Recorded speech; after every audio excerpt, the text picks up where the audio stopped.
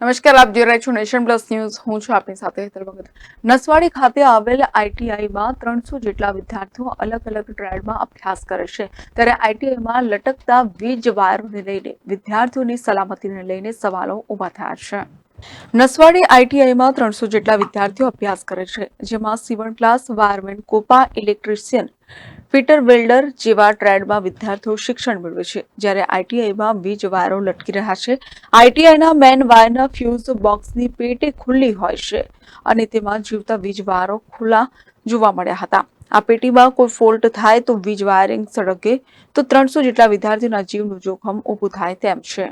Wiring કરવાનું, પંખા બાંધવાનું, એમાં કોઈ અજાણ્યું વ્યક્તિ આવે તો એમાં હાથ લગાવે તો કરંટ લાગવાની શક્યતા. આમાં સપ્લાય તમે વાયરિંગ શીખતા હોય તો તમને શીખવામાં આવે છે કે આમાં કેટલા કરંટ સપ્લાય થાય. આવા ખુલ્લા ફ્યુઝ રાખવાનું શીખવામાં આવે છે. આવે ને ખુલ્લા ફ્યુઝ રાખવાનું શીખવામાં ના આવે એ નહીં. તો ખુલ્લા ફ્યુઝથી શું નુકસાન થાય?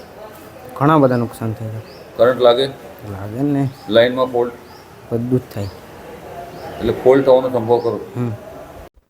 જ્યારે વાયરિંગ તેમજ બિલ્ડિંગની જવાબદારી સ્ટેટ R&B વિભાગની છે. સ્ટેટ R&B વિભાગના અધિકારીઓ આઈટીઆઈની બિલ્ડિંગની મુલાકાત લેતા નથી.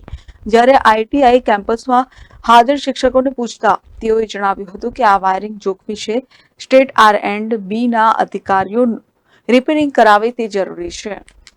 Rehan Patel, nation plus news, Chhota Udaipur. સમાચારોના સતત અપડેટ મેળવવા માટે અમારી નેશન પ્લસ ન્યૂઝની યુટ્યુબ ચેનલને સબસ્ક્રાઇબ કરો, બેલ આઇકન દબાવો અને જોડાયેલા રહો ફેસબુક, ઇન્સ્ટાગ્રામ અને ટ્વિટર પર.